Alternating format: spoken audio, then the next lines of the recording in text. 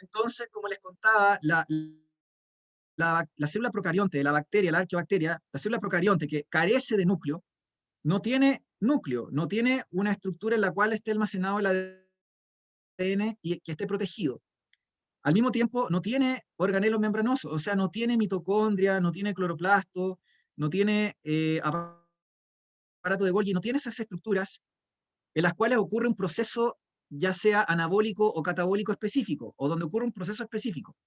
La bacteria no tiene un lugar, una pieza, una habitación donde ocurra un proceso en particular. En cambio, la célula eucarionte tiene compartimentalización de funciones, vale decir, es como imagínense una fábrica robótica, altamente automatizada, robótica, donde tienen secciones donde ocurren partes específicas del ensamblaje de un auto. Por ejemplo, no sé, la fábrica de Volvo, o la fábrica de, no sé, del Tesla, del Elon Musk, ¿ya? O las fábricas altamente automatizadas y robóticas, donde cada parte del ensamble está ocurriendo por un robot específico o por un conjunto de robots específico en un lugar específico y que está altamente integrado y coordinado. Entonces, la célula eucarionte es sinónimo de eficiencia y es sinónimo de sitios o lugares donde está la maquinaria enzimática para que ocurra un proceso en específico. En cambio, la bacteria no ocurre eso. Todo está ocurriendo en el espacio central que tiene la bacteria, que es donde está el citoplasma de la bacteria, el protoplasma, que fundamentalmente son agua, proteínas y sales minerales. Ahí está ocurriendo todo como en el mismo sitio, o a lo más en algunos sitios específicos donde hay como unos pliegues de la membrana plasmática de la propia bacteria, ¿ya?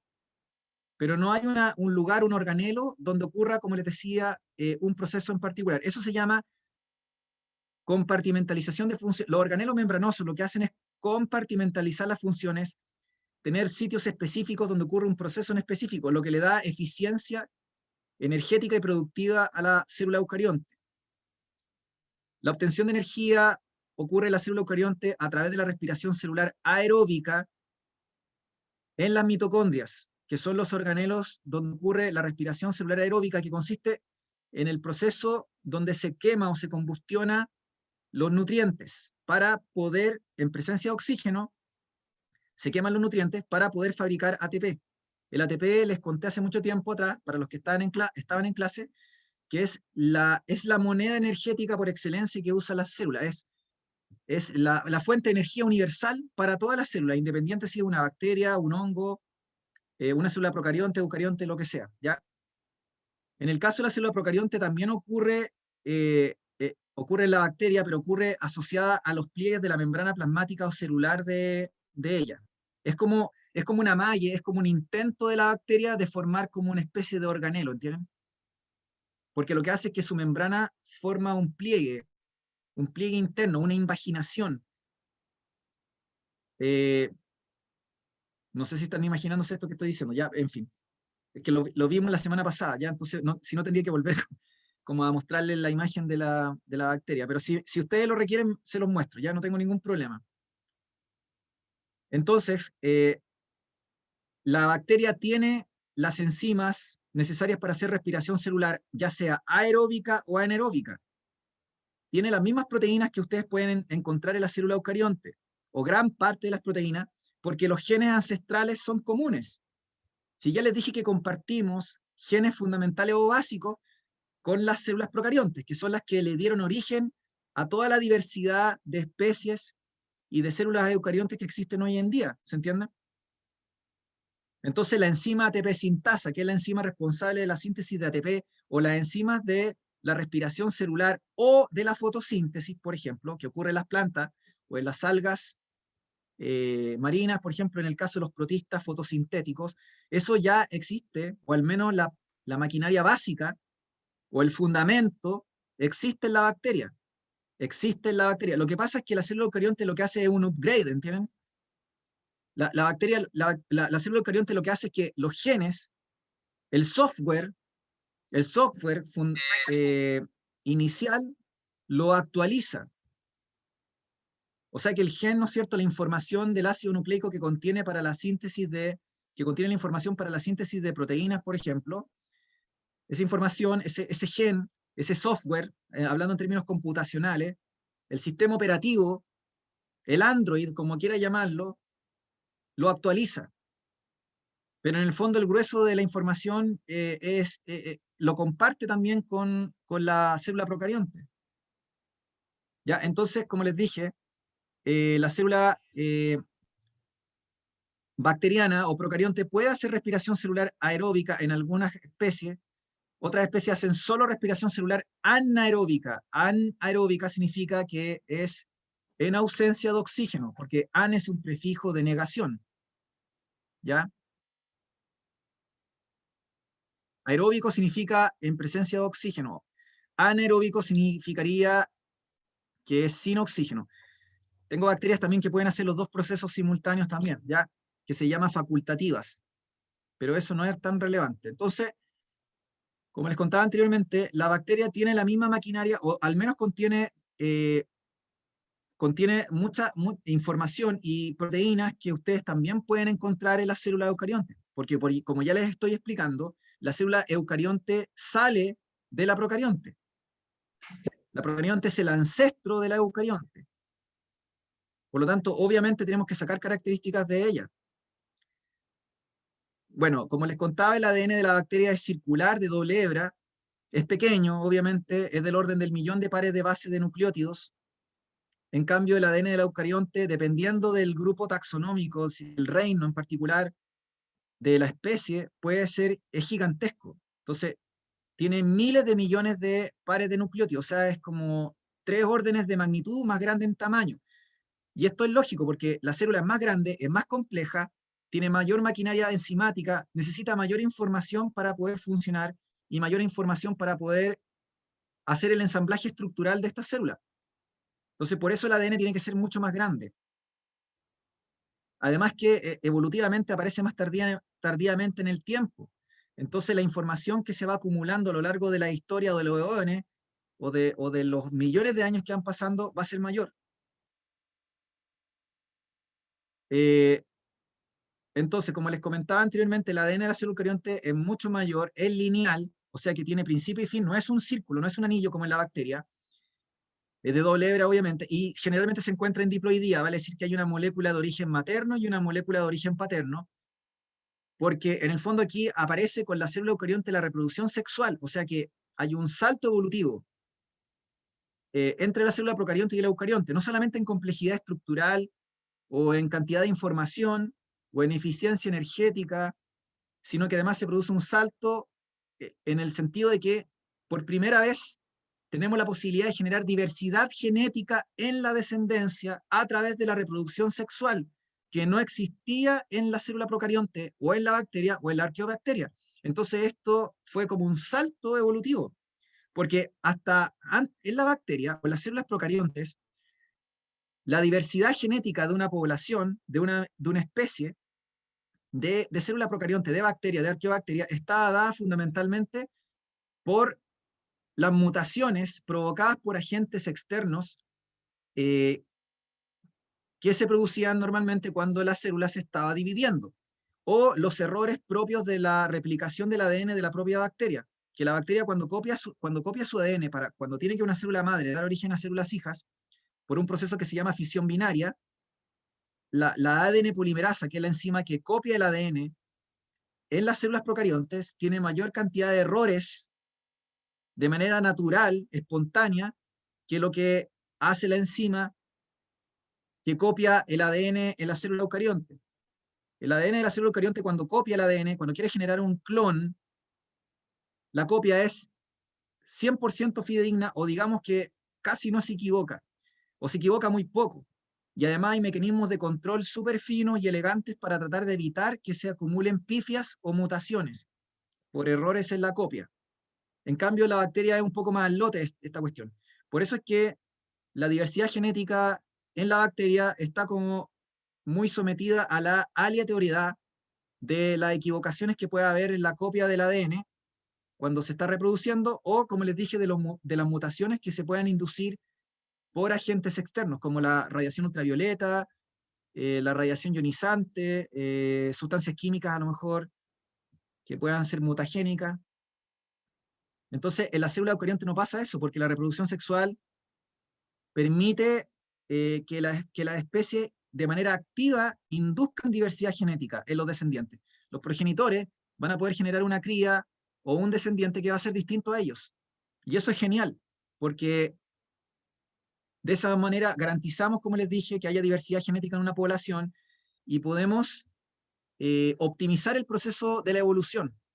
La evolución es un proceso de cambio progresivo, ¿no es cierto? A veces puede ocurrir de manera más brusca, pero generalmente se entiende que es progresivo y es un cambio que va ocurriendo a nivel poblacional, donde va cambiando la frecuencia genética de una población.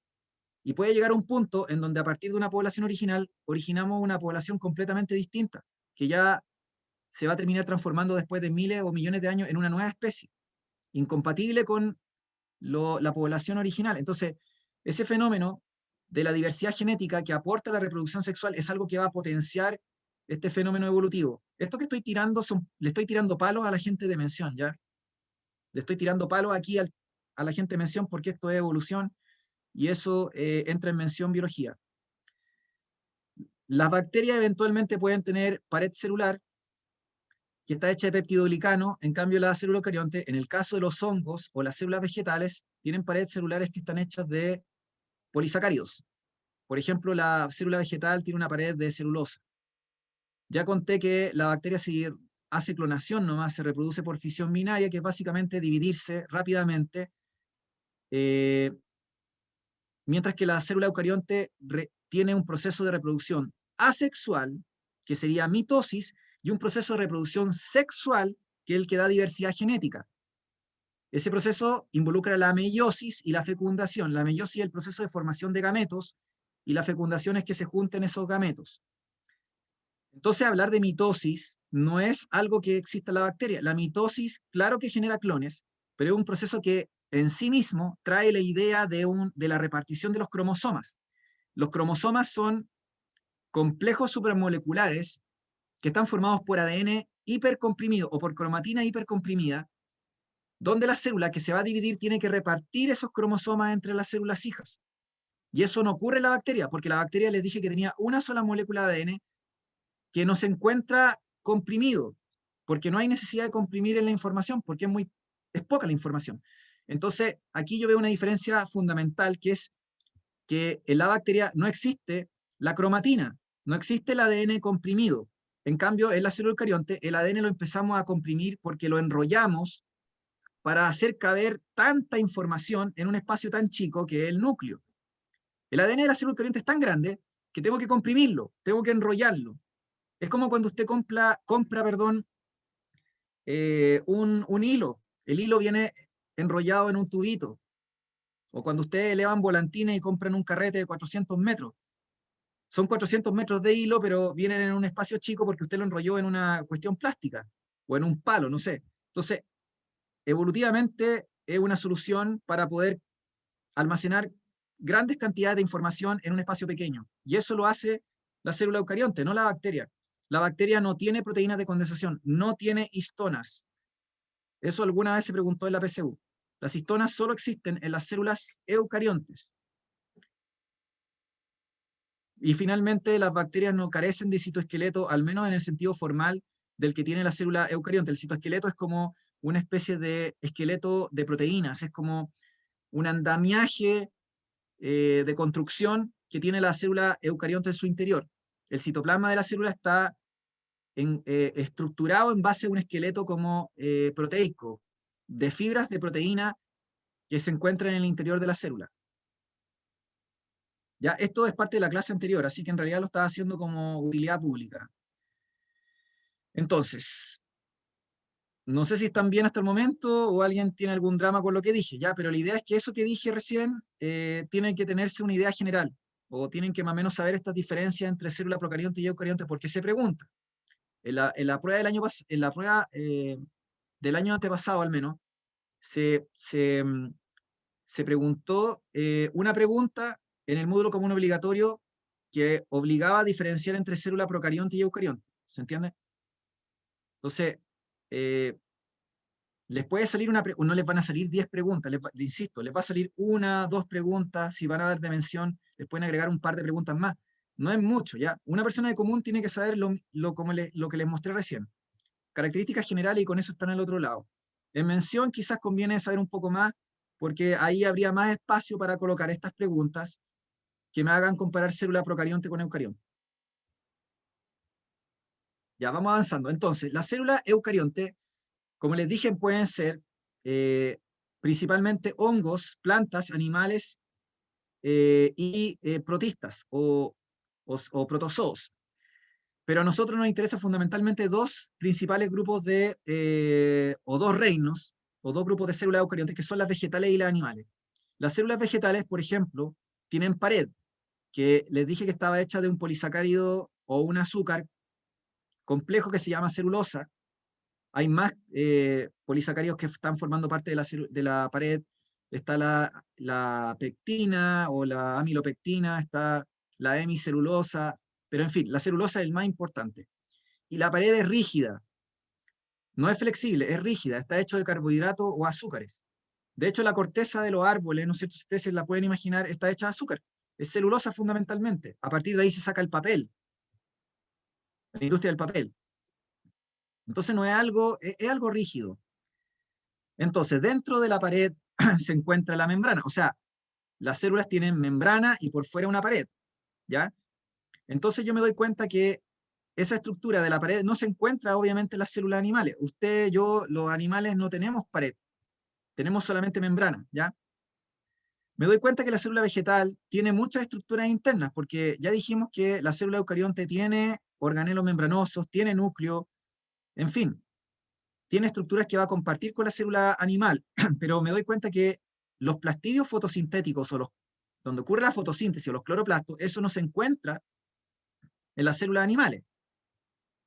Estas son estructuras donde ocurre la fotosíntesis y están llenos de clorofilas o pigmentos fotosintéticos. Eso no está en las células animales. Luego me doy cuenta también que aparece una gran bolsa llena de agua, un organelo membranoso, un organelo de membrana simple que se llama vacuola central. Esa estructura no aparece en las células animales. En las células animales pueden haber vacuolas, pero no una gran vacuola central. Entonces, vacuolas van a haber y son comunes a todas las células eucariontes, pero no la vacuola central. Esta vacuola regula la presión de turgencia o de agua de la célula vegetal. Después la célula animal, como les dije, no tiene pared, no tiene cloroplasto o plastidos fotosintéticos, y me doy cuenta, obviamente tiene núcleo, tiene a mitocondrias que comparte con la planta, aparato de Golgi, retículo, esas estructuras son comunes. Pero me doy cuenta que no tiene pared, me doy cuenta que no tiene plastidios fotosintéticos o cloroplastos, y me doy cuenta además que tiene unas estructuras de microtúbulos que se llaman centriolos, los cuales son súper importantes para formar cilios y flagelos que tienen que ver con la movilidad de la célula y también son importantes en la división celular, específicamente para la formación del uso mitótico y meiótico en las células animales. Por otro lado, si ustedes se fijan, la célula animal, como no tiene pared, puede realizar un transporte en masa, que lo vamos a ver más adelante, que permite que la membrana se deforme y que pueda expulsar moléculas de alto peso molecular, o que pueda incorporar fragmentos de alto peso molecular. Por eso les digo que es un transporte en masa, que se llama exocitosis o endocitosis. Ese proceso, que vamos a ver más adelante, no se ve en las células vegetales, por el hecho de que tienen pared, ¿ya? Entonces, si ustedes se fijan, hemos establecido algunas diferencias entre células vegetales y animales. La animal, ¿no es cierto?, no tiene plastidio fotosintético, no tiene pared, ¿de acuerdo? Y la vegetal, por su parte, eh, no puede realizar transporte en masa porque tiene pared, y no tiene centriolos, no tiene esta estructura, tiene otra parecida, tiene otras estructuras parecidas, pero no los centriolos propiamente tal.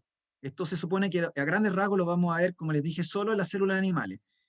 A grandes rasgos, porque en el DEMRE no les van a pedir detalles. Por ejemplo, si ustedes se ponen a buscar en un libro de biología molecular o no sé, se van a encontrar que las plantas con flores o angiospermas tienen centriolos y son iguales prácticamente que, o muy parecidos a las células animales.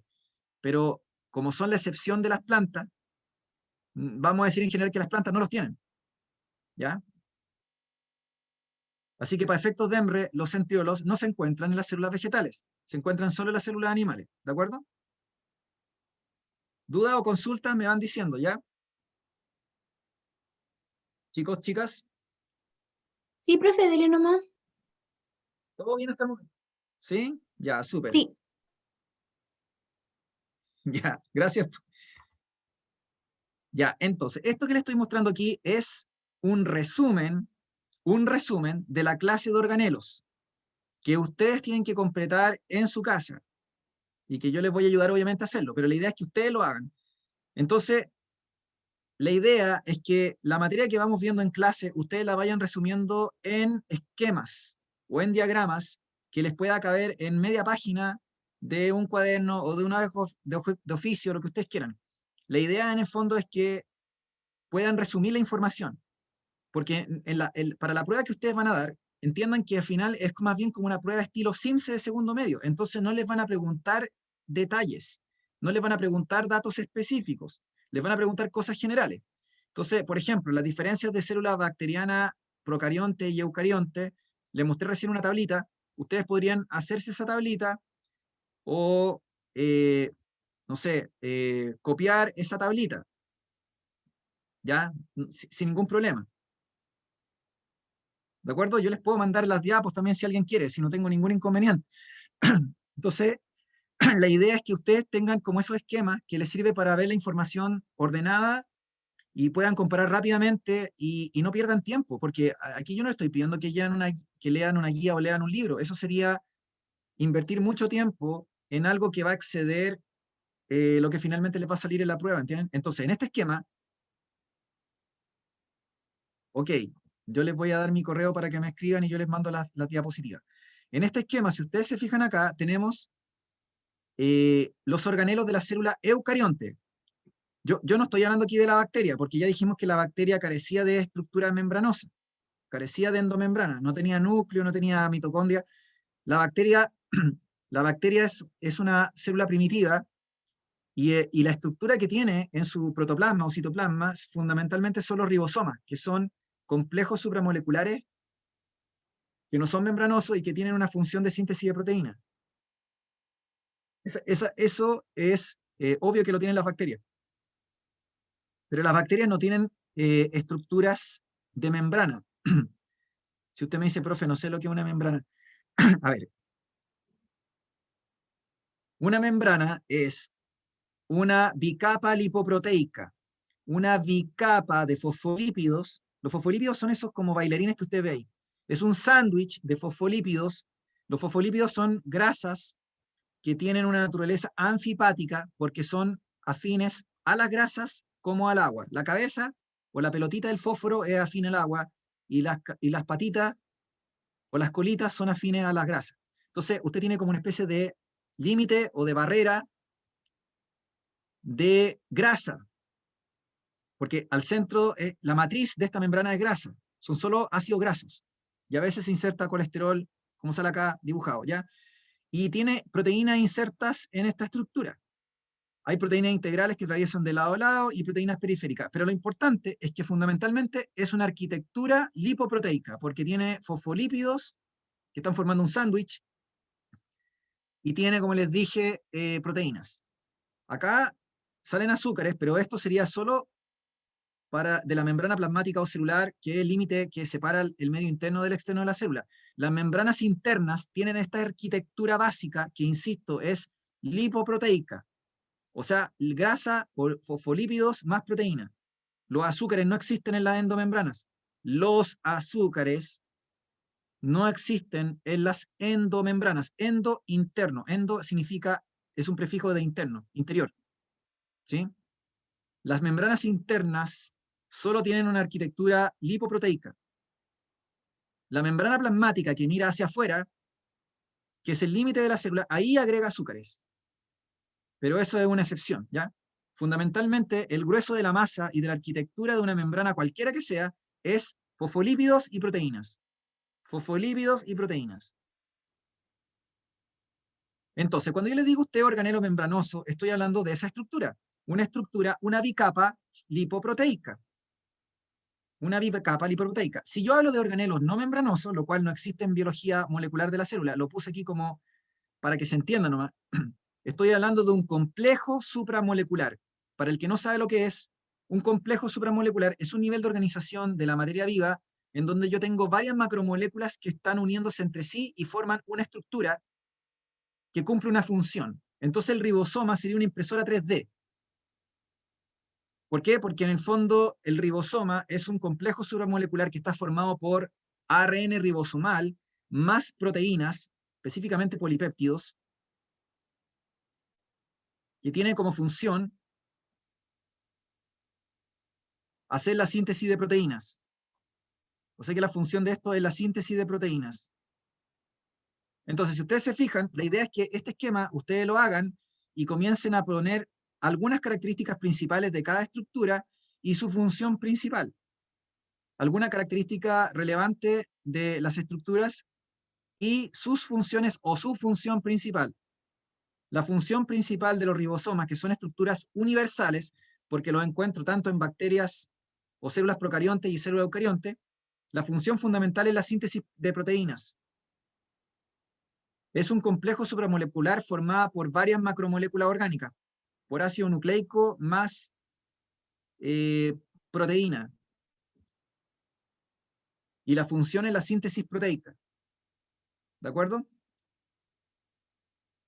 Luego tenemos, dentro de la estructura no membranosa, tenemos los centriolos. Les dije que usted me dice, profe, las bacterias tienen, las bacterias no tienen, la bacteria, lo único que tiene de todo esto son los ribosomas. Todo lo demás es, de hecho, todo esto que estoy mostrando aquí es eucarionte, ya sea eucarionte vegetal o animal, pero es célula eucarionte. Entonces, los centriolos, yo les dije que se encontraban, para efectos de hembra al menos, en las células animales, y son estructuras formadas por microtúbulos. Estructuras formadas por microtúbulos que tejen microtúbulos. Estructuras formadas por microtúbulos que tejen microtúbulos. Voy a explicar esto.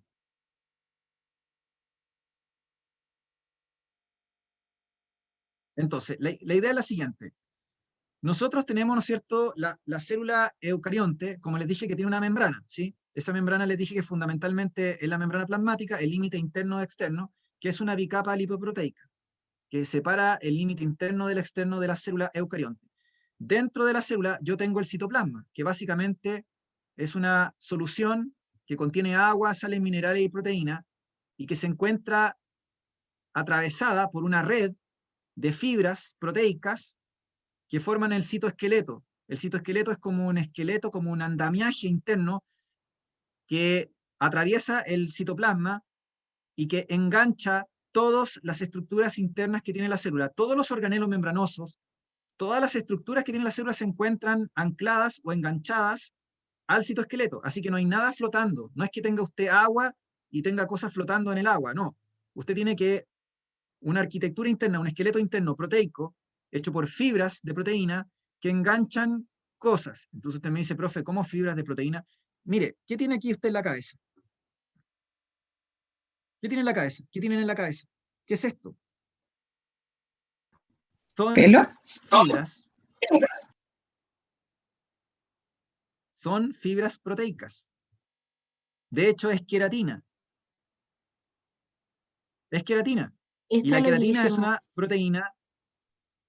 ¿Sí se entiende, no? Y usted me dice, Sí. profe, es súper resistente. No sé si saben cuál es la fuerza, la resistencia de un pelo. ¿La han probado, no? Porque usted me dice, no, profe, mi pelo se desarma. Si su pelo se desarma solo, es porque tiene un problema usted, probablemente nutricional. Hay algo que está pasando ahí. Puede tener déficit de alguna clase de aminoácido también. A lo mejor, eh, en fin, eso lo podría ver un médico. Pero el pelo, ¿qué es lo que es la tela de araña? ¿Han visto la tela de araña? ¿Qué creen ustedes que es la tela de araña? Cuando han tocado, ¿no es cierto?, la tela de araña, la han podido estirar, la han tocado, es pegajosa, ¿no es cierto? Pero, en fin, ¿de qué creen que está hecha? Que son como fibras.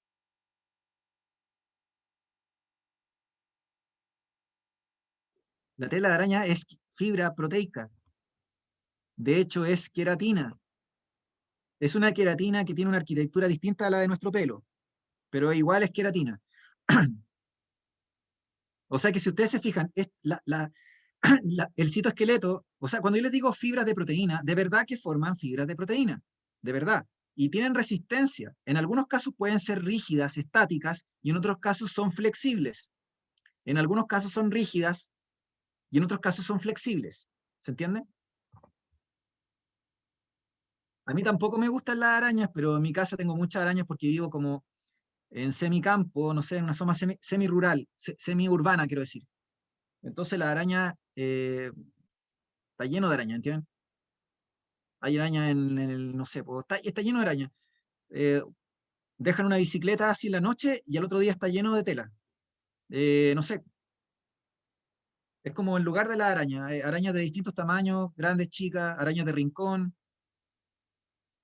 Ya, entonces al final me terminé acostumbrando a la araña. Me dan lo mismo un Por lo poco a esta menos, altura, profe, pero al no principio es era un drama. Australia, que las arañas son casi de 1 metro. Así que, Sí, pues allá es terrible en Australia porque efectivamente, además son las arañas más venenosas de la Tierra. Los animales más venenosos de la Tierra se concentran increíblemente en Australia. No Y por solamente los eso no hay que ir a ecosistemas Australia, terrestres, sino profe. también, no sé, yo tengo un montón de conocidos que se fueron a Nueva Zelanda y a Australia, ya, pero Nueva Zelanda ahí es menos venenoso, pero Australia sí, como efectivamente está lleno de esos bichos. Acá en Chile, las arañas venenosas son básicamente la viuda negra y la araña de rincón, ¿ya? Esas son como las arañas venenosas de Chile. Son como dos clases, dos géneros de arañas. bueno, no sé si a alguien le puede servir, pero yo tengo un tip Sí, pues para de hecho cuando sí haya alguna araña, algún bicho. Yo agarro un vaso y coloco encima el vaso y lo muevo para que se meta dentro del vaso y después ahí trato como de liberarla, si queda alguna araña tigre o matarla si es de rincón. Así que no sé si a alguien le puede servir. También con las polillas sirve, que las polillas no hay que matarlas.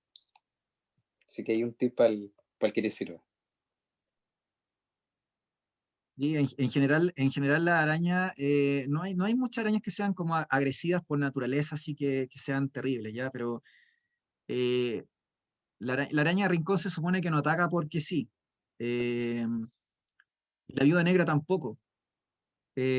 Normalmente muerden cuando uno las molesta sin querer. O sea, si yo agarro un palo, por ejemplo, porque voy a una leñera para encender fuego y ahí tienen un nido la araña, o hay, no sé, o están las arañas ahí, entonces obviamente puede ser que me muerda alguna porque la pasé a atacar, a tomar y todo. Pero en general no deberían haber problemas con como por definición, así como un animal, no sé, como más agresivo por que la mínima provocación ataque y a uno le inyecte el veneno, ¿ya? Pero solo un porcentaje mínimo de la población es sensible o alérgico al veneno de la araña de rincón o de la viuda negra, en el fondo, o la araña del trigo que se le llama. Eh, no recuerdo el porcentaje, pero es un porcentaje, es menos del 5%, mucho menos. Entonces, la mayoría de la gente, si a usted lo llega a picar una araña de rincón o una araña del trigo, o como les dije, la viuda negra, no les va a pasar algo grave. Es la gente que tiene una alergia a la neurotoxina o la toxina de estos bichos, pero es un porcentaje mínimo de la población. Así que tampoco hay que ponerle como tanto de que a veces en la tele le ponen tanto con eso, ¿ya? Pero sí hay que tener cuidado y todo lo demás.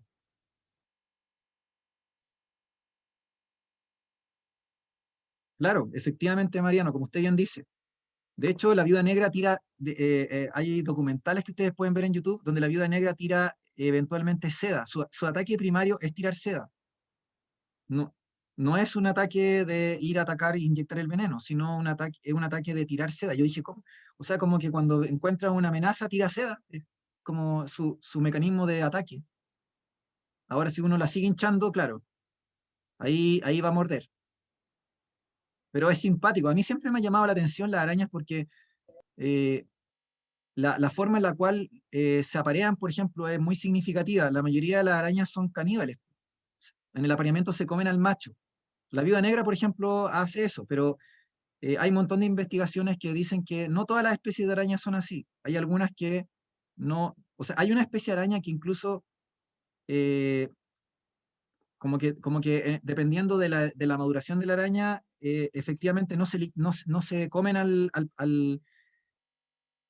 macho, ¿ya? La otra cosa también es que hay alguna especie de araña en donde las crías se comen a la hembra se sacrifica a sí misma. Bueno, también se dan en varios crustáceos, también no es común de la araña, donde las crías terminan devorando a la progenitora. Es como una autodestrucción para la perpetuación de la especie. Esa cuestión sí que es brígida, porque es como las crías te terminan comiendo, ¿ya?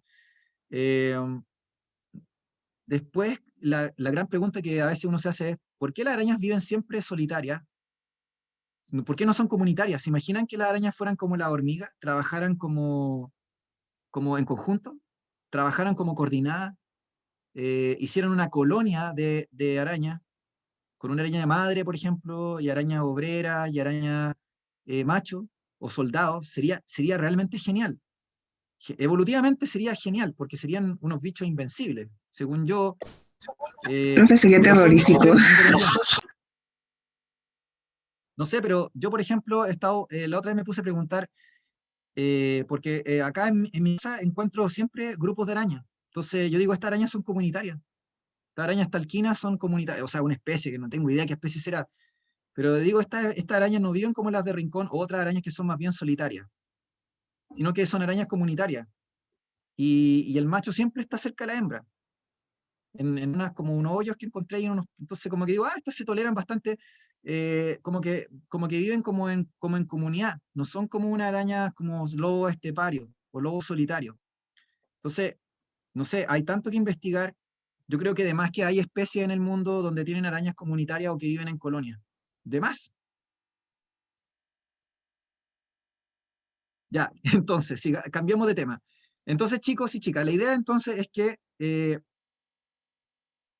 sí, pues, sí, ahí si ustedes se fijan, ahí tienen un caso que podríamos aplicar a población, que es interesante, porque si ustedes se fijan, las arañas nacen al final en conjunto.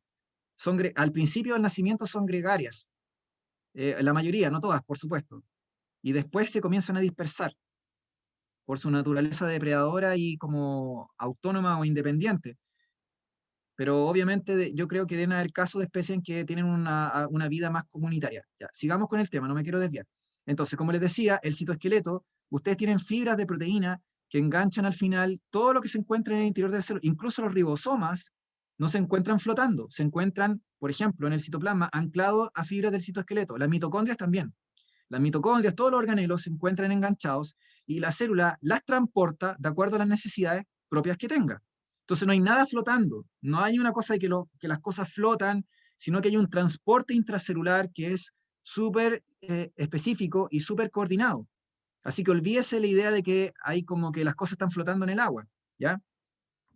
Existen tres tipos de fibras proteicas que serían clasificados como complejos supramoleculares que existen en el citoesqueleto de las células eucariontes. Tenemos los microfilamentos, los filamentos intermedios y los microtúbulos. Lo que yo necesito que usted se aprenda, ya sea de común o de mención, fundamentalmente son los microtúbulos, porque estos son los más importantes de acuerdo a funcionalidad. Los microtúbulos están hechos por tubulina que polimeriza formando unos tubos huecos que son complejos supramoleculares, como les dije, que para efectos de tamaño molecular son gigantescos. Son, como les digo, complejos supramoleculares, porque está formado por macromoléculas que se unen entre sí para formar algo gigante.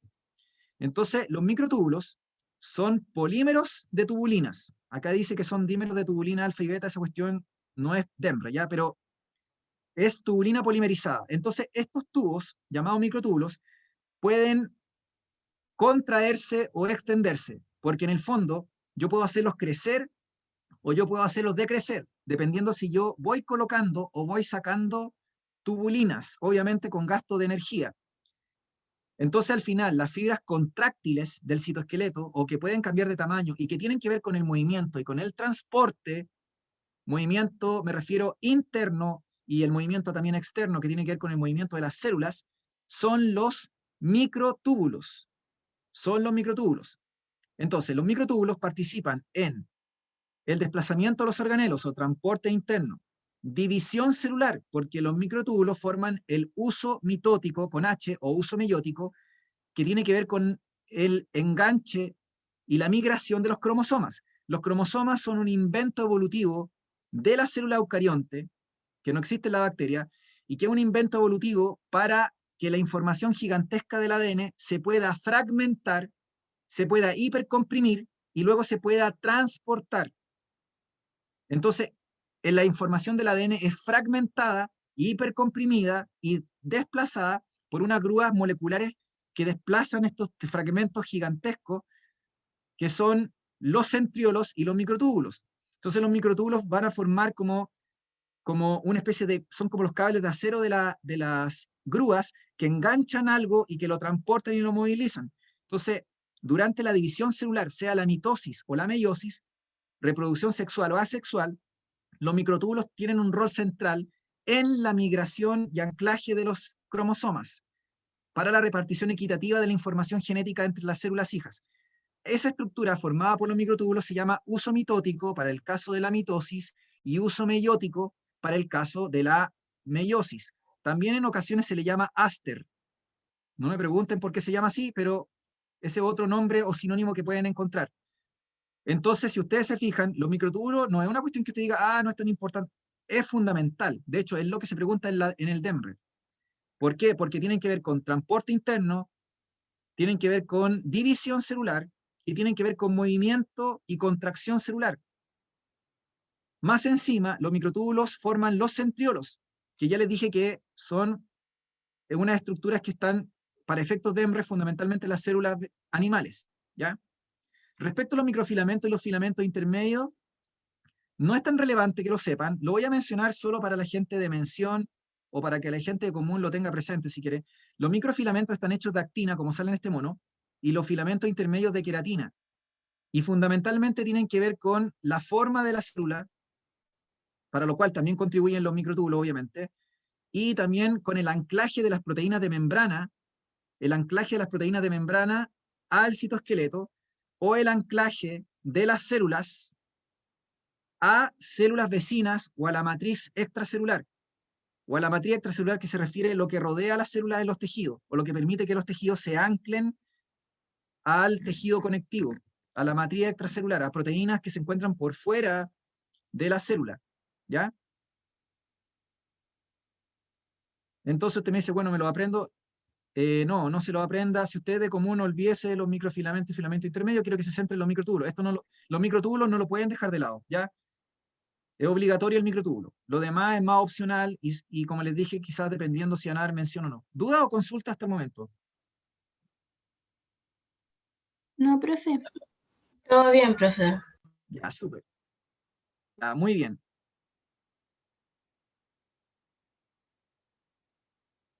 Los microtúbulos los voy a ver ahora. Los microtúbulos... usted me pregunta, no entendió los microtúbulos. Los microtúbulos son tubos formados por tubulina, que es una proteína con forma de pelota, una macromolécula que se junta miles, cientos de miles de veces para formar un tubo hueco que a nivel molecular es gigante. Por eso le dije que es un complejo supramolecular. Y estos pueden extenderse o achicarse. Por lo tanto, tienen rol contráctil, obviamente con gasto de ATP o de energía química. Entonces, estos microtúbulos participan, como les dije, en el transporte interno, porque todas las cosas que se transportan internamente, los microtúbulos van a servir como una carretera por donde circulan las mitocondrias o los organelos, o donde usted puede mover vesículas con productos de secreción. Porque se mueven. ¿Has visto las correas de los supermercados? Cuando usted llega a la caja, antes, o no sé si antes y durante la pandemia, que van moviéndose la correa y usted pone los productos y van andando los productos hasta que la cajera los pasa por el código de barras por el láser. Entonces, ese como, si quiere, sistema, por así decirlo, no es la mejor analogía, pero estoy diciendo que los microtúbulos acoplados a otras proteínas como que funcionan de esa manera. O es como una carretera por donde la cual se desplazan productos que se van a exportar o organelos que se van a transportar, ¿no es cierto?, a través de la célula, ¿ya? Además, le dije que participa en la división. ¿Por qué? Porque los microtúbulos forman los centriolos. Los centriolos son centros moleculares que tejen y destejen o ensamblan o desensamblan microtúbulos. Son motores moleculares que con gasto de ATP, obviamente, o de energía química, ensamblan y desensamblan microtúbulos. Un par de centriolos se conoce como centrosoma. Un par de centriolos se conoce como centrosoma. Y si usted ve, estos tienen una posición perpendicular entre ellos. Tiene que imaginárselo como un engranaje que teje y desteje microtúbulos. Entonces, estos son súper importantes en la división celular porque permiten el ensamblaje de las tubulinas para formar estos tubos que se llaman microtúbulos. Entonces, los centriolos lo que hacen es tejer microtúbulos. Y esos microtúbulos les dije que enganchaban a los cromosomas y permitían que los centriolos, junto con los microtúbulos, ¿no es cierto?, hicieran migrar o separar a los cromosomas de las células que se están dividiendo. Entonces el centriolo es fundamental para la división celular. Acá sale que se organizan en 9 tripletes de microtúbulos, que tienen una forma como de barril, en una disposición 9+0. Esa cuestión es un detalle que no se lo van a preguntar en común. Si usted de mención, si quiere, se aprende eso, pero ya es un detalle, esto no es ya DEMRE, ¿entienden? Pero igual puede ser pertinente que lo sepan, sobre todo sin dar mención, ¿ya? Significa que tengo 9 tripletes de microtúbulos, o sea, 9 tríos. Tengo los microtúbulos en tríos, como sale en este mono, se ve más o menos, pero créanme que es así, y el 0 significa que no tengo ninguna estructura central, no tengo un par central, ¿ya? Y como les decía, esta estructura teje microtúbulos. En la base de cada cilio y flagelo, que tienen que ver con la movilidad de las células o de los tejidos, yo tengo un centriolo modificado que se llama corpúsculo basal, que en el fondo es un centriolo, ¿ya? Por lo tanto, el centriolo de cada cilio y flagelo permitió la polimerización y la conformación de los microtúbulos del propio cilio y flagelo. Entonces, el centriolo, que está hecho de microtúbulos, teje microtúbulos para formar el uso mitótico que participa en la migración de los cromosomas o del ADN en la división celular, sea mitosis o meiosis, y los centriolos hechos de microtúbulos permiten la formación de cilios y flagelos, los cuales también están formados por microtúbulos y que tienen que ver con la movilidad celular. Los cilios y flagelos, como les dije, en cada base o en su base tienen un corpúsculo basal o un centriolo, ¿de acuerdo? Eso lo tienen en la base. ¿Ya?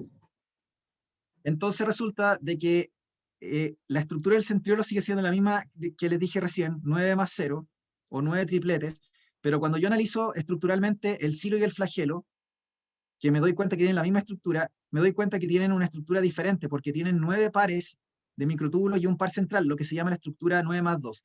Entonces aquí alguien me dice, pero profe, ¿eso me lo van a preguntar? No, no lo van a preguntar porque es muy específico. Ya le dije que esta no es una prueba universitaria, es una prueba CIMSE de segundo medio. Entonces la pregunta sería, ¿cómo me lo preguntarían entonces? Yo le preguntaría a usted, estructuralmente, desde el punto de vista de los microtúbulos, ¿será igual el cilio que el centriolo? Eso es lo que yo preguntaría. No me interesa si usted sabe cómo es el detalle de la estructura. Lo que a mí me interesa es, estructuralmente los microtúbulos en el cilio y el flagelo, ¿son iguales o diferentes al centriolo? Entonces, ¿qué tiene que me decir? ¿Qué me tendría que decir usted? Que no son iguales, porque la disposición estructural de los microtúbulos es distinto a lo largo del cilio y el flagelo que respecto del centriolo, que le da origen. Recuerden que estas estructuras son móviles. Los microtúbulos y su interacción con otras proteínas permiten movilidad. Por eso es que los cilios y flagelos son móviles. Los cilios y flagelos son prolongaciones de la membrana celular o plasmática en cuyo interior tengo microtúbulos y otras proteínas que permiten que con gasto de ATP o energía química pueda haber movilidad. ¿De acuerdo? Sí, profe. Entonces, ¿qué? Usted me dice, profe, pero el microtúbulo, el cilio es igual que el flagelo. Sí, son iguales, salvo que el flagelo, en términos generales, obviamente, en términos generales son iguales, porque ya les dije que aquí no tienen que buscar la quinta pata al gato, insisto, ¿ya? Los flagelos son únicos y largos, mientras que los cilios son cortos y numerosos, pero estructuralmente, a grandes rasgos, son iguales. Entonces, el flagelo, por ejemplo, tienen que pensarlo en el espermatozoide. El flagelo le otorga movilidad al espermatozoide, ¿no es cierto? Es largo y único.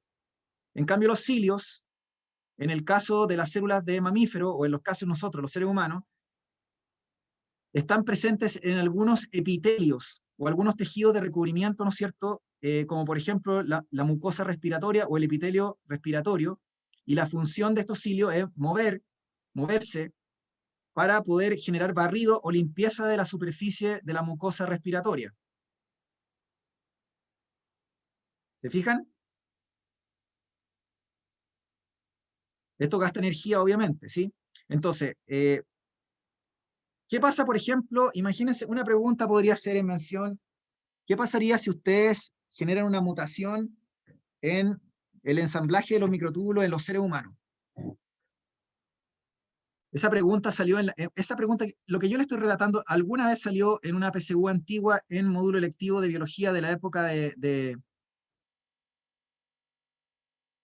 no sé, hace muchos años atrás, hace mucho tiempo, quizá a lo mejor antes que alguno de ustedes naciera, ¿ya? Y esa vez salió una pregunta que decía que había una enfermedad que se llamaba el síndrome de Cartagener. El síndrome de Cartagener con K de kilo o de kilogramo, ¿ya? El síndrome de Cartagener dice que hay una mutación en los genes de los microtúbulos, o en algunos de los genes que permiten el ensamblaje de los microtúbulos. Lo importante es que la gente que tiene ese síndrome sufre de enfermedades crónicas respiratorias. Y usted me dice, ¿por qué, profe? Porque si yo estoy diciendo que hay una mutación que está alterando los microtúbulos, entonces quiere decir que se va a alterar los cilios y flagelos. ¿Se entiende? Que tienen que ver con la limpieza o barrido de superficie. Por lo tanto, va a haber algunos problemas ahí a nivel respiratorio. Si yo tengo también ese problema, también podría dañar al flagelo. O sea que podría ocurrir, por ejemplo, que los espermatozoides que produciera un hombre que tiene alguna mutación en las proteínas de los microtúbulos, diera flagelos que se mueven de manera defectuosa, o a lo mejor no se mueven lo suficientemente bien. Profe, una consulta, ¿Se pero entiende? Yo no- si esos flagelos no cumplen bien su función, eso obviamente no me haría estéril, pero sí sería más complicado que llegue a su meta, ¿no? ¿Cómo sería eso? Claro, es que yo no sé, como les dije, no sé en detalle la enfermedad, ¿ya? Habría que buscarla en internet, sería tan fácil como que buscaran en Wikipedia, pero en el fondo, independiente si es la enfermedad o no en sí, y cuáles son los tipos de mutaciones, y se afectan o no a las tubulinas por igual, o es una proteína que interacciona con las tubulinas, no sé, habría que buscar ahí. Lo que yo quiero en el fondo que entiendan es que si yo tengo una mutación que probablemente afecta el ensamblaje de los microtúbulos, voy a estar alterando cilios y flagelos. Y si eso ocurre, entonces efectivamente voy a hacer que el flagelo del espermatozoide no se mueva como tiene que moverse o tenga problemas de movilidad. No estoy diciendo que no se mueva para nada, ¿entienden? A lo mejor se logra mover algo, pero de forma mucho menos eficiente. Y efectivamente, como usted bien dice, Amaro, eso traería como consecuencia la infertilidad masculina. Respecto de la infertilidad femenina, resulta que en el oviducto o trompa de falopio de las mujeres, tenemos cilios. Así que si usted tuviera una mutación también que afectara la movilidad del cilio, porque tiene un problema en las tubulinas, no sé, o en otra proteína que tiene que ver con el movimiento de los microtúbulos, también podría usted generar infertilidad femenina, pero no infertilidad femenina por el hecho de que no se produce el óvulo o algo así, sino que los cilios van a entorpecer que los espermatozoides que el hombre, ¿no es cierto?, produce y deposita en el tracto genital femenino migren en dirección hacia el óvulo. O sea, como que van a servir de estorbo y van a impedir la fecundación. Los cilios del oviducto de la mujer tienen que favorecer el movimiento de los espermatozoides en el líquido seminal para ir a contactar, ¿no es cierto?, al ovocito. Si se oponen, entonces no puede haber fecundación. Entonces, si ustedes se fijan, lo que estoy diciendo, el cuento corto, es que esta pregunta que alguna vez salió en la prueba y que se las voy a tratar de buscar y se las voy a mostrar, decía que una enfermedad genética que alteraba el ensamblaje de los microtúbulos o que afectaba a los microtúbulos iba a traer consecuencias en tres cosas en los seres humanos. Número 1, infertilidad masculina, por el flagelo. Número 2, infertilidad femenina. ¿Por qué? Por los cilios del oviducto. Y número 3, enfermedades crónicas respiratorias. ¿Por qué? Por los cilios de la mucosa respiratoria. Ya, esto que estoy diciendo, en realidad se lo estoy diciendo como para que empiecen a conectar que efectivamente los microtúbulos son importantes y por eso que pueden ser preguntables. Ya sea una pregunta HPC, ya sea una pregunta como lo que yo le estoy diciendo. ¿Qué pasaría si yo induzco una mutación o si yo le doy una droga a un animal o a una célula y impido que se ensamblen los microtúbulos? O sea, yo podría decir que si tengo una célula, por ejemplo, que a lo mejor va a entrar en división y yo le doy una droga que impida que los microtúbulos, que las tubulinas de los microtúbulos se unan o se ensamblen, yo inmediatamente voy a bloquear la mitosis, voy a afectar la división celular, porque estoy afectando el ensamblaje de las tubulinas y por ende la formación de los microtúbulos. Esa sería como una pregunta PTU, por ejemplo, que podría hacer. ¿Qué pasa si doy una droga que afecta el ensamblaje de los microtúbulos a un tejido o unas células que están en división? ¿Qué voy a afectar? ¿O qué es lo que vamos a observar en esas células? No sé si me están siguiendo el razonamiento, chicos y chicas, que estoy haciendo. Estoy haciendo una relación entre causa y efecto. Los microtúbulos son demasiado importantes. Si ustedes los pifian, van a tener una serie de consecuencias, ya sea a nivel celular o a nivel sistémico, como en el caso de una enfermedad que afecta a los seres humanos. Ya, sigamos avanzando. No sé por qué me he quedado pegado tanto. ¿Sí? Ya, entonces, dicho eso, si ustedes se fijan, en el fondo es como volver a retroceder al esquema que les había mostrado anteriormente.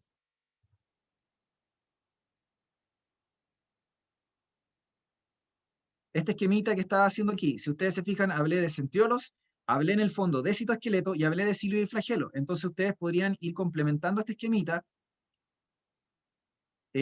con un lápiz, ¿no es cierto? Ir completando este esquema, ir anotando, como les dije, características principales y su función principal. Por ejemplo, yo les dije que del citoesqueleto, lo más importante son los microtúbulos. Obviamente, si usted quiere, agrega más cosas. Como les dije, esto depende si usted menciona o no menciona. Los centriolos es como lógico que tienen relación con la división celular y con los cilios y flagelos porque les dan origen. Entonces, ¿qué pasa si yo les pregunto, a una célula le damos una droga eh, que inhibe la formación de los centriolos o una droga que destruye los centriolos? Y yo les pregunto, ¿qué va a observarse como consecuencia? Si yo destruyo los centriolos, voy a inmediatamente afectar la división celular. ¿Sí? La mitosis o la meiosis. Y también podría afectar de alguna forma los cilios y flagelos, si es que tengo una célula que a lo mejor tiene que formar nuevos cilios o nuevos flagelos. ¿Ya? Ya, vamos avanzando entonces. El ribosoma, como les contaba, es un complejo supramolecular que está formado por ARN ribosomal más polipéptidos o proteínas que forman como una estructura que parece una papa, ¿ya? Son como dos fragmentos de papa que se unen entre sí y cuya función es la síntesis de proteína. La función es la síntesis de proteína. Entonces, lo que hace esto es que es como un complejo multienzimático donde el mensaje genético del ARN mensajero, el ARN mensajero, para el que no lo sabe, es un ácido nucleico que es una copia pirata de un gen original. El gen original está en ADN y la copia pirata de ese gen original está en ARN. Entonces, el ARN es una copia pirateada de un gen original que tiene que ser traducida a una proteína. Tiene que ser traducida a una proteína, porque las proteínas son las biomoléculas centrales de la biología. Entonces, la información hereditaria contiene genes que son el software que codifica para la síntesis de una proteína. Contiene el manual de instrucciones, el instructivo, el manual de instrucciones para la síntesis de una proteína. Entonces, ¿quién hace la pega de leer ese manual de instrucciones y fabricar una cadena de aminoácidos o un polipéptido o una proteína? ¿Quién hace esa pega? Esa pega la hacen los ribosomas, que son de carácter universal, como les dije, se encuentran en todos los seres vivos y son súper importantes. ¿Dudas y consultas, chicos, chicas? Hasta el momento. ¿Dudas o consultas de lo que hemos hablado?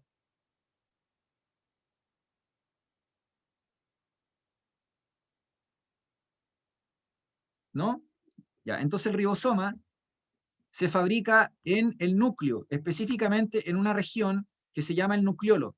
Los ribosomas, o gran parte de ellos, o la mayor parte de ellos, se forman en el nucleolo, que es una estructura que se encuentra en el núcleo. Cuando yo miro el núcleo, me voy a encontrar con que estoy hablando de un organelo que está constituido por una doble membrana, fíjense lo que estoy diciendo. No es una membrana simple, es una doble membrana, o sea, tengo una doble bicapa lipoproteica, que se llama carioteca. Cario significa núcleo. La membrana nuclear, o la membrana del núcleo, se llama carioteca. Y cuando yo miro un núcleo en el microscopio electrónico de barrido, me encuentro con que miro la cromatina, y me doy cuenta que la cromatina se encuentra condensada o compactada en una célula que se encuentra en reposo o en interfase, en reposo proliferativo e interfase también. Me doy cuenta que veo la cromatina, el ADN condensado o enrollado en estas histonas que yo les comentaba, pero hay una parte de esa cromatina que se encuentra sin proteínas de enrollamiento o condensación, se encuentra como libre de esas proteínas. Por lo tanto, el ADN, cuando el ADN está comprimido, tienen que imaginarse como los archivos de computador que son .zip o .rar. No tengo idea si alguna vez ustedes han comprimido un archivo en su computador, ¿ya? Hay archivos que se pueden comprimir, pero cuando yo comprimo un archivo, lamentablemente yo no lo puedo leer en el computador porque tendría que descomprimir el archivo para poder leerlo. ¿Sí? ¿Alguna vez alguno de ustedes ha comprimido archivos? Entonces, cuando yo comprimo el archivo, queda con una extensión que no lo puedo yo leer, a menos que lo descomprima. Entonces, lo mismo pasa con el ácido nucleico, con los genes. Si el ADN se encuentra comprimido o enrollado en las histonas en formato de cromatina, no puedo yo leer la información, no puedo hacer expresión de la información genética. Entonces, para que yo pueda hacer expresión de la información genética y sacar las copias pirateadas del gen, porque ya les conté que en la célula eucarionte el ADN no sale del núcleo. El ADN está restringido al núcleo. El ADN se encuentra almacenado en el núcleo y no sale de ahí, porque es muy importante y es muy sagrado. Entonces no sale de ahí. Lo que sale son las copias piratas del gen o de los genes que a nosotros nos interesa leer y traducir en proteínas, leer y transformar en cadenas de aminoácidos o polipéptidos. Entonces, la mayor parte de la información se va a encontrar comprimida, está fuera de servicio, se encuentra reprimida. Pero hay una parte de la información que sí se puede expresar y que sí se puede leer, que es una parte que se encuentra libre de histonas. Esa zona se llama nucleolo. Nucleolo. Entonces, usted me dice ya, entonces en el nucleolo, ¿qué está ocurriendo? En el nucleolo está ocurriendo la expresión genética, la síntesis de ARNs, o sea, de ácidos ribonucleicos, que son las copias piratas de un gen. Las copias piratas del libro original. El libro pirateado, ¿entiende? Usted se compró un Harry Potter pirateado en la calle, pero hay un Harry Potter original que cuesta como 50 lucas. ¿Ya? Entonces usted dice, nícate el Harry Potter original. Tengo el pirateado, ¿ya? Entonces el pirateado puede circular, ¿sí? Entonces la biblioteca, los libros no se tocan, pero sí los puede fotocopiar o sacar copias que son de menor calidad y que pueden salir afuera del núcleo, ¿ya? Entonces, como les contaba, en el nucleolo está corriendo la expresión genética, la síntesis de ácidos ribonucleicos, y ya les conté hace un rato atrás que el ribosoma estaba formado por, acá en la diapositiva sale, el ribosoma está formado por ARN. Entonces, en el fondo, ¿dónde se forma gran parte de los ribosomas? Para efectos de EMRE. Si usted se fija, podríamos decir esto en forma mucho más compleja y detallada. De hecho, el fenómeno que está ocurriendo en el nucleolo se llama transcripción. Pero ese concepto en sí ya ni siquiera entra en la prueba. Antes se preguntaba en mención en la antigua PSU, pero eso murió. Ya lo sacaron, lo banearon, ¿entienden? Entonces, ni siquiera voy a meterme en ese tema porque no es PSU, no es DEMRE. ¿Se entiende? Lo que yo les voy a decir es simplemente lo que tienen que saber para común y mención, que es, en el núcleo hay una región donde el ADN se encuentra libre de histonas. Es el lugar donde ocurre la expresión genética, la síntesis de ARNs. Como se están formando los ARNs, incluido el mensajero, también se está formando el ribosomal, que ya les dije que es el que forma los ribosomas. Entonces, si a mí me preguntan, ¿dónde se forman los ribosomas? O gran parte de los ribosomas se forman en el nucleolo. ¿Ya? ¿Cómo, cuándo, dónde, cuál es el detalle? Esa cuestión da lo mismo. Eso si usted quiere lo averigua por su propia cuenta o lo va a ver en la universidad, pero no tiene nada que ver con la prueba del DEMRE, ¿ya? No sé si quedó claro. Porque la idea la idea es simplificar la existencia, ¿ya?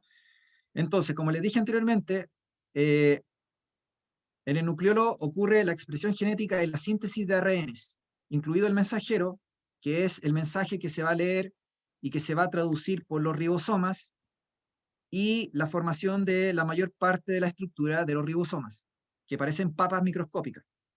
Ahora, ¿dónde se van a colocar los ribosomas? Los ribosomas, en su mayoría, se van a ir a colocar en una estructura, en un organelo membranoso, de membrana simple, que se llama retículo endoplásmico rugoso. Y se llama rugoso porque cuando usted lo mira al microscopio, se ve con pelotas, o se ve rugoso a simple vista, o al menos a través del microscopio. Entonces, la razón por la que está rugoso es porque tiene ribosomas en su superficie. Entonces, la mayor parte de los ribosomas que se encargan de la síntesis de proteínas no se encuentran en el citoplasma. Hay algunos en el citoplasma, ya, pero es la minoría. La mayoría se encuentra asociada al retículo endoplásmico rugoso. La mayoría se encuentra asociada al retículo endoplámico rugoso. Entonces, ¿qué es lo que se encuentra inmediatamente cercano al núcleo? Que es el lugar donde se están produciendo los ARN mensajeros, que ya les conté que contienen el manual de instrucciones, que es la fotocopia pirateada, el Harry Potter pirata, o el libro pirata, que va a salir del núcleo a través de un poro, de un hoyito, y que tiene que ser traducido, leído y traducido por los ribosomas. ¿Dónde va a ocurrir eso mayoritariamente? En lo que está inmediatamente alrededor del núcleo. Entonces usted me dice, ¿qué está alrededor del núcleo, profe? Lo que está alrededor del núcleo, inmediatamente, anatómicamente, geográficamente, es el retículo endoplámico rugoso. Y tiene sentido, porque los ribosomas que se están formando también se van a instalar ahí. Es lo más cercano, ¿entienden? Entonces, en el retículo rugoso que rodea a la carioteca o al núcleo en el fondo, es donde va a ocurrir la síntesis de proteína. No sé si se entiende.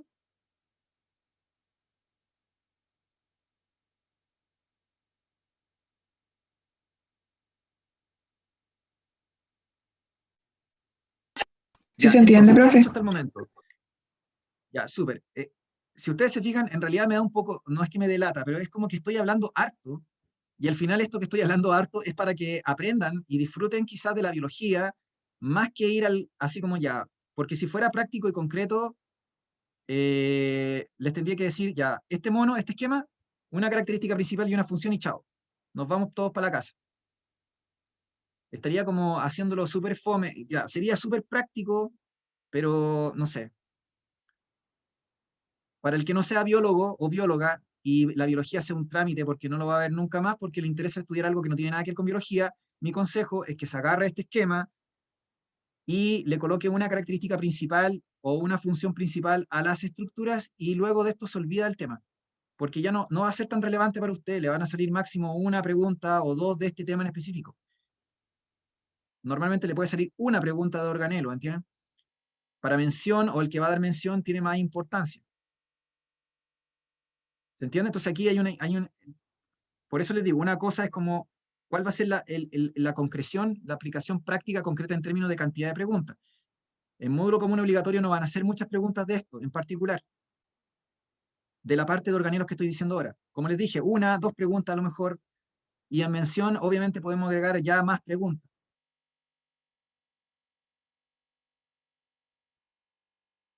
Mauda, no se preocupe si le cuesta. De hecho, si le cuesta, lo que usted podría hacer es simplificar.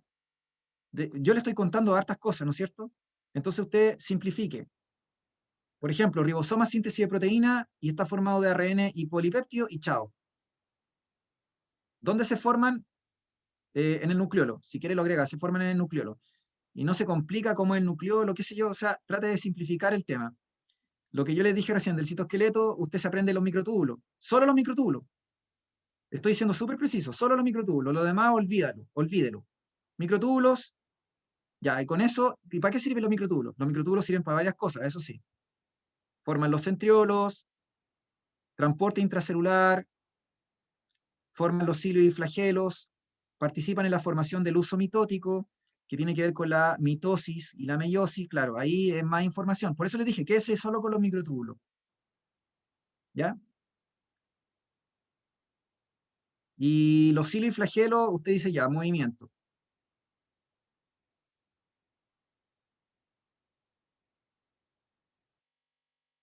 Claro, podría haber video, ahí quizás como que puede ser más interactivo, ¿ya?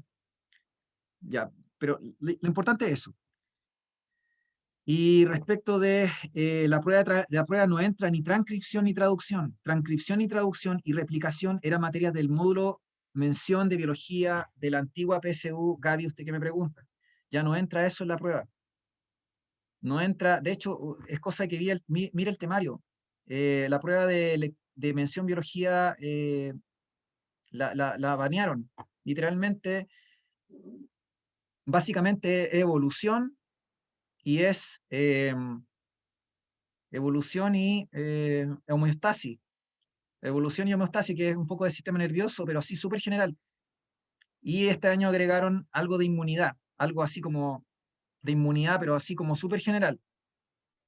Lo demás es toda materia común. Entonces ya no entra transcripción, replicación, el dogma central de la biología, no sé, sistema muscular que entraba antes, riñón, todas esas cosas las sacaron, las banearon. Ya, entonces, organelos de membrana doble. Ya dijimos que teníamos el núcleo. En el núcleo estaba el nucleolo. Y ahí ocurría la formación de los ribosomas, ¿sí? En el interior del nucleolo. Luego los organelos de membrana doble tenemos la mitocondria y los cloroplastos. ¿Cómo podríamos simplificar la mitocondria? La mitocondria tiene que imaginársela como un motor. La mitocondria tiene que imaginársela como un motor. Usted tiene, por ejemplo, mire un auto o un camión, no sé, lo que usted quiera. ¿Cómo anda el auto y el camión? Andan cuando usted le echa diésel o le echa benzina, ¿no es cierto?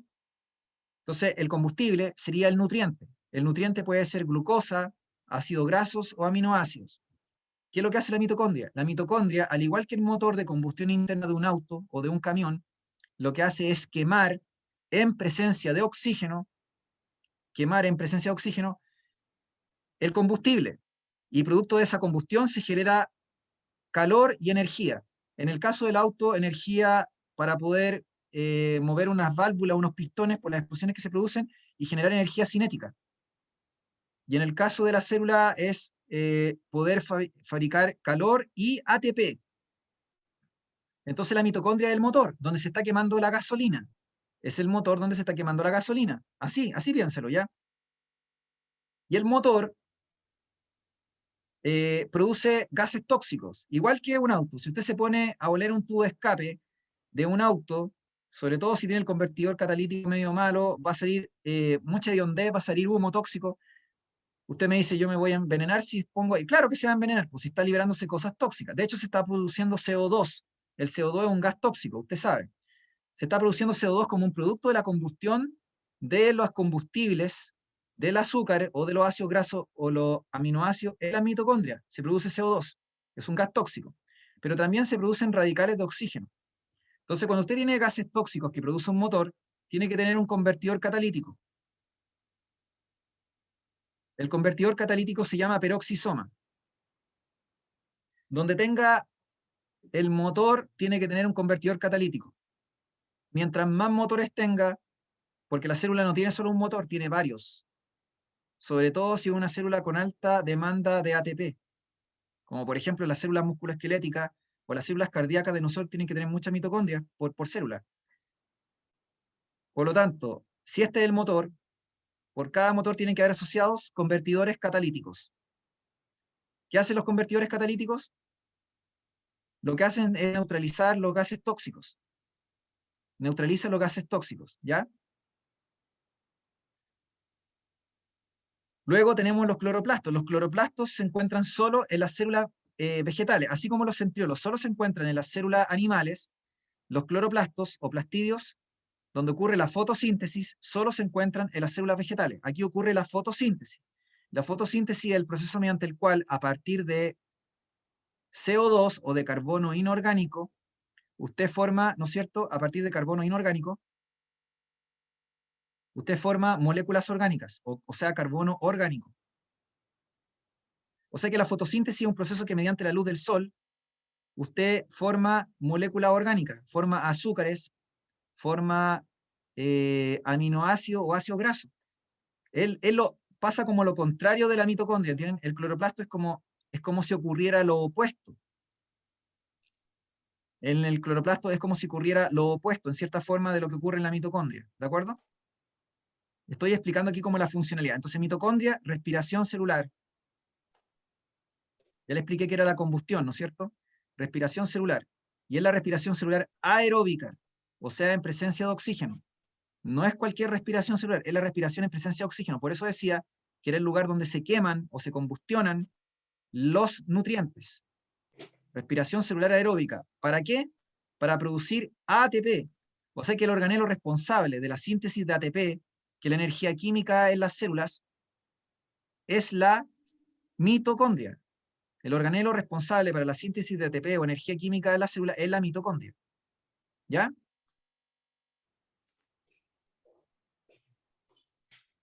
Entonces, voy a seguir avanzando y con esto voy a ir terminando ya.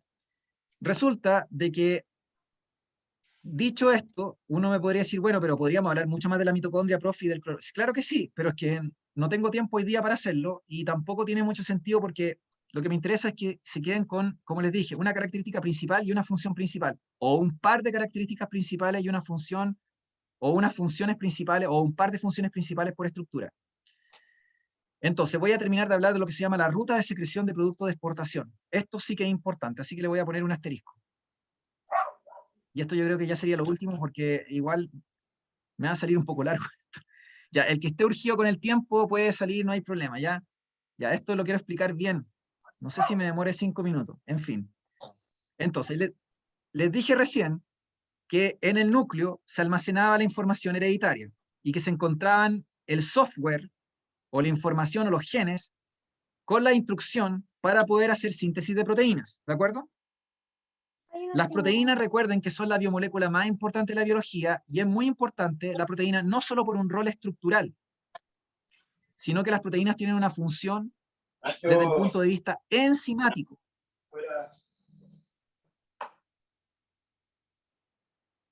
¿De acuerdo? Tienen un rol desde el punto de vista enzimático, ¿de acuerdo? Entonces, alrededor del núcleo yo tengo el retículo endoplasmico rugoso, que les conté que se encuentra lleno de ribosomas. Más del 90% de los ribosomas en una célula eucarionte se encuentran concentrados en el retículo endoplasmico rugoso, en general, en promedio. Hay otro porcentaje que se encuentra en el citoplasma y hay un porcentaje menor que se puede encontrar dentro de mitocondrias y cloroplastos o plastidios, pero eso ya es un detalle.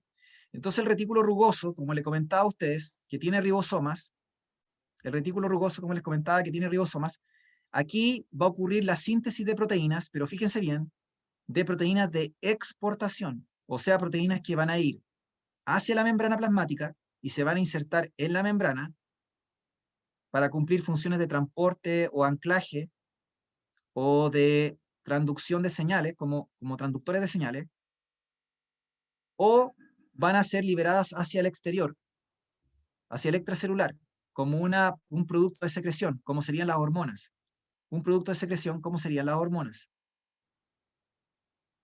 Entonces, las proteínas de exportación o las proteínas de membrana tienen que ser sintetizadas en el retículo rugoso, luego pasar por el liso, que sería la estructura de membrana simple, igual que el rugoso, que se encuentra, si ustedes se fijan, el rugoso en el fondo se continúa con el liso, es como si fueran lo mismo, solo que el liso no tiene ribosomas asociados a su superficie o a su membrana. Entonces, la proteína que se sintetizó en el RER, una proteína de exportación o secreción, tiene que pasar por el liso luego pasa por el aparato de Golgi, y luego de ahí se va a una vesícula de secreción, ya hacia la membrana o hacia afuera. Entonces, la ruta de secreción de productos sería, para una proteína, o para una proteína de secreción o exportación sería retículo rugoso, retículo liso, aparato de Golgi. Vuelvo a repetir, retículo rugoso, retículo liso, aparato de Golgi y vesícula de secreción, si ustedes quieren, y hacia afuera. El retículo liso, por su parte, es una estructura que se encarga de la síntesis de lípidos. Vale decir, se encarga de la síntesis de fosfolípidos de membrana, se encarga de la síntesis de esteroides sexuales o hormonas sexuales esteroidales derivadas del colesterol que se fabrican en enzimas, que son proteínas con la capacidad de fabricar grasas que se encuentran acá en el interior del retículo liso. También el retículo liso tiene un sistema de enzimas que se encarga de detoxificar drogas o sustancias tóxicas que pueda exponerse a la célula. Pero fundamentalmente, si es por producto de secreción, sería la síntesis de lípidos esteroides o fosfolípidos de membrana. Entonces, si hay una glándula sexual, como por ejemplo los testículos de un macho, que produce testosterona, que es un esteroide sexual, este fue fabricado en el retículo liso o el REL, retículo endoplámico liso, es la misma cosa que REL, retículo endoplámico liso. Entonces ese esteroide sexual se transporta del REL al Golgi. No tiene que pasar por el REL porque no es necesario. Pasa del retículo liso al Golgi. Del Golgi pasa una vesícula de secreción y de ahí hacia afuera. Por último, el aparato de Golgi, si ustedes se fijan, tiene un rol de secreción. No solamente está relacionado con la exportación, sino que con la importación. O sea que es como un delivery. Es como una central de Chile Express. Se preocupa tanto de lo que se exporta como de lo que se importa. Entonces, el aparato de Golgi tiene muchas funciones, pero la función principal es la secreción celular y el procesamiento final de productos de exportación o secreción, que pueden ser proteínas de membrana o de exportación o lípidos de membrana de exportación, y de hecho tiene la facultad de sintetizar azúcares, porque su interior tiene enzimas para la síntesis de carbohidratos. De hecho, el aparato de Golgi es el responsable de la formación de la celulosa de la pared celular en las células vegetales. Y además es el responsable de la síntesis de azúcares que se agregan a proteínas y lípidos para formar glicoproteínas, o sea, proteínas con azúcares, o glicolípidos, que serían lípidos más azúcares, que se colocan en la membrana, que tienen solo un rol de funcional en la membrana plasmática o celular. Además, el aparato de Golgi es el responsable de la formación de los lisosomas. Los lisosomas son vesículas, son como estómagos de la célula. Contienen enzimas digestivas que degradan productos. Entonces, el aparato de Golgi también tiene la facultad de producir lisosomas que están involucrados con estos procesos.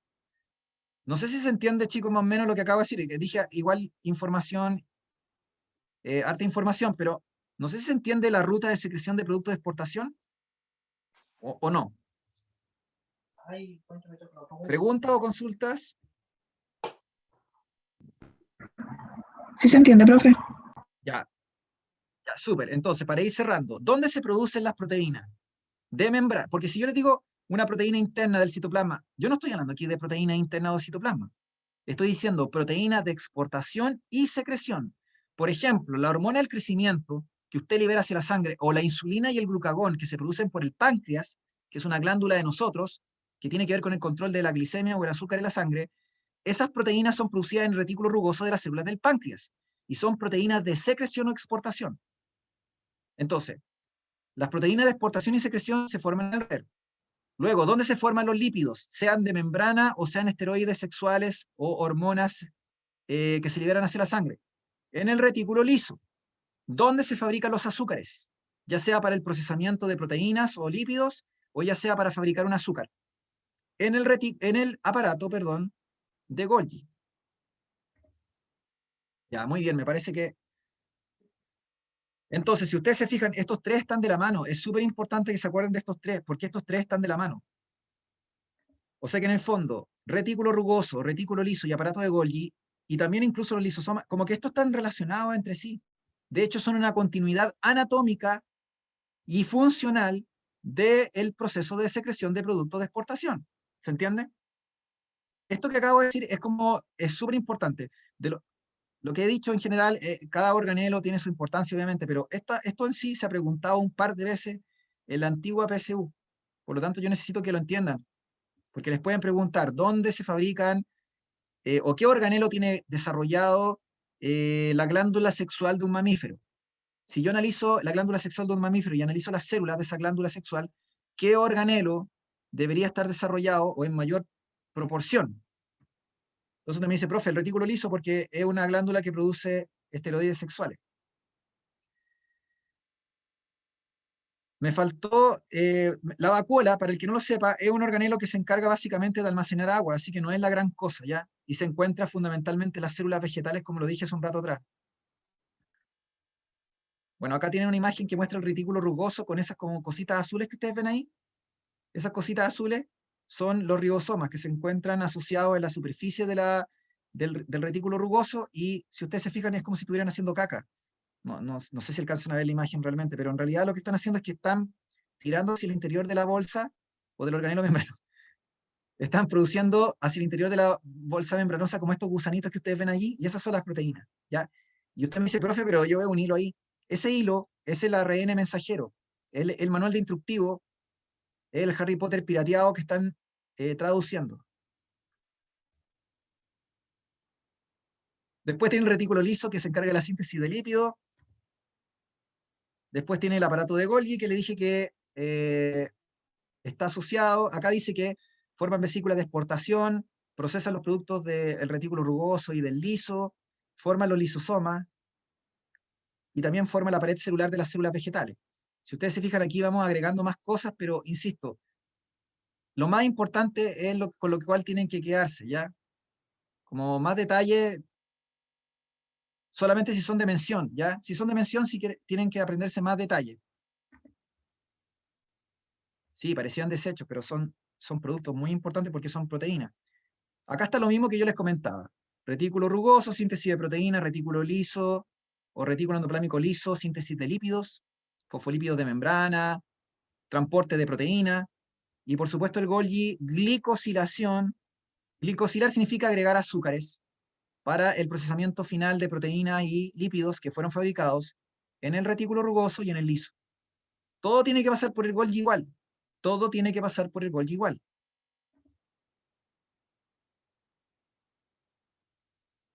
Los órganos reproductivos, es que toda célula eucarionte tiene que tener esta estructura: retículo rugoso, retículo liso y aparato de Golgi. Así que los órganos reproductivos, en las glándulas sexuales, claro que tenemos estas células con esta estructura. El espermatozoide es una célula especial. La célula del espermatozoide perdió la mayoría de los organelos porque el espermatozoide tiene como función fundamentalmente transportar el ADN de la información del padre para fecundar el óvulo, así que no es una célula representativa. De hecho, hay muchas células en nuestro cuerpo que no tienen todos los organelos. Por ejemplo, los glóbulos rojos que transportan gases de la sangre son células sin organelo. El glóbulo rojo maduro no tiene ni aparato de Golgi, ni retículo, ni núcleo, no tiene nada. Es una bolsa membranosa. Entonces el espermatozoide también perdió organelos en el proceso de maduración porque era una célula enterita que tenía de todo y después se transformó en una célula como una célula misil que lleva solamente la información. O como que no nos interesa tener muchas cosas en él.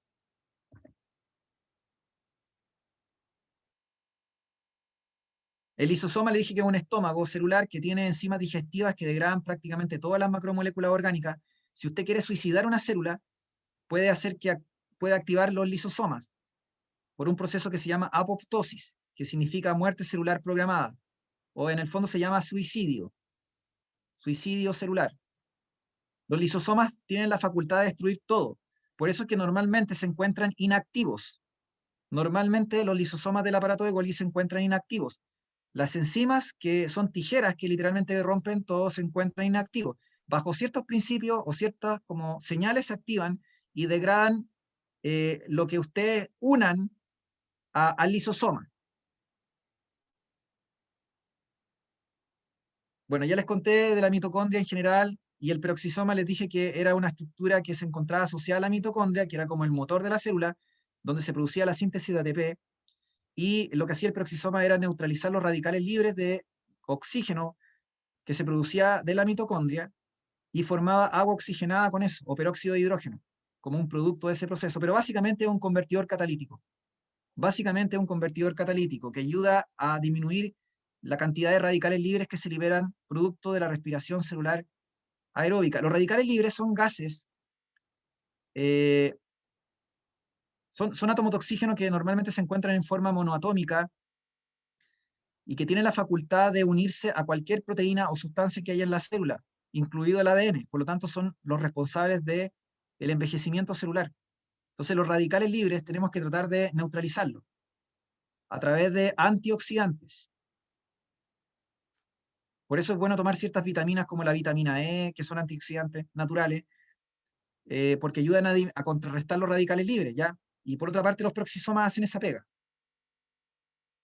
Mientras más nutrientes usted coma, mayor cantidad de radicales libres usted va a producir. Por lo tanto, las dietas hipercalóricas son como el forro. Son malas las dietas hipercalóricas. Una dieta hipocalórica o baja en calorías y obviamente balanceada es algo que a ustedes les va a permitir tener mejor salud y tener mejor calidad de la piel y vivir más años, ¿entienden? O sea, llegar a viejo más saludable. En cambio, si es bueno para el berlín, para el pastel, para el chocolatín, para el completo, para los asados, ¿no es cierto? Para las papas fritas, pasadas en aceite de camión, ¿no es cierto? O las sopaipillas pasadas en aceite de camión que venden en la calle. Entonces, si ustedes se fijan ahí, estamos como... No estamos teniendo una dieta saludable y vamos a producir muchos radicales libres en nuestro metabolismo. Ya, acá está la célula vegetal. Como les dije, la célula vegetal tiene pared, que no tiene la célula animal, tiene cloroplastos, que son fotosintéticos, y tiene una gran bolsa de agua, un organelo membranoso, que se llama vacuola. Vacuola central específicamente. Eso yo no lo veo en la célula animal, y que tiene que ver con la presión de agua, básicamente. Cuando entra mucha agua, la célula puede almacenar agua ahí, y si hay falta de agua, porque hay un periodo de sequía, la célula vegetal puede regular la cantidad de agua de la célula gracias a este organelo. Ya, chicos y chicas, eso sería, estamos pasados, ¿ya? No sé si tienen duda o consulta, no es la idea que se aflijan, mi idea principal era que se quedaran con este esquema que les pasé, fundamentalmente, y lo completaran, como les dije, con una función principal o una característica principal. Así que esta imagen que les estoy mostrando aquí, si quieren le sacan un pantallazo, la idea es que lo hagan, ¿ya? Lo completen.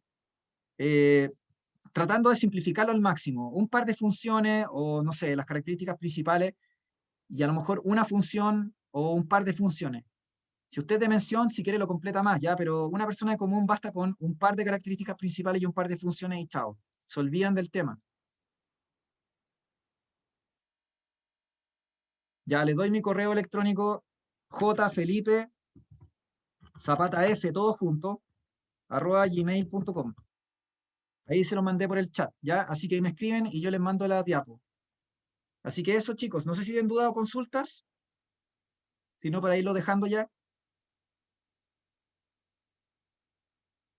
Eso, lo pega en su pieza el mapa conceptual y la idea es que vaya haciendo mapas conceptuales de todo lo que vemos. En transporte lo mismo, en comparar bacterias, célula procarionte y eucarionte lo mismo. Tenga resúmenes o esquemas o tablas comparativas o mapas conceptuales. Eso es lo mejor para estudiar. La mejor forma de estudiar es eso. ¿Ya? Ya, eso chicos y chicas. Entonces, ánimo, un gusto haber trabajado nuevamente con ustedes y que hayan participado. Como les dije, asistan a las clases, no falten, denle a conocer esta iniciativa a personas que les pueda servir, tengan o no preu, ¿no es cierto? O sobre todo si no tienen preu, sería ideal, y participen en las tutorías, ya que la hacen estudiantes con mucho cariño, con mucho esfuerzo, y eso, estén atentos y atentas, ¿ya? Así que eso, cuídense, ánimo y nos estamos viendo, ¿ya? Chao, profe, muchas gracias por el profe, ánimo, Chao, profe. por la Chao, clase. cuídense, chao. Cuídense, que esté Chao, bien. Ya, profe. no hay de qué, chao. Chao. Chao, profe, gracias por la clase. Chao, que esté muy bien igualmente. Chao, chao.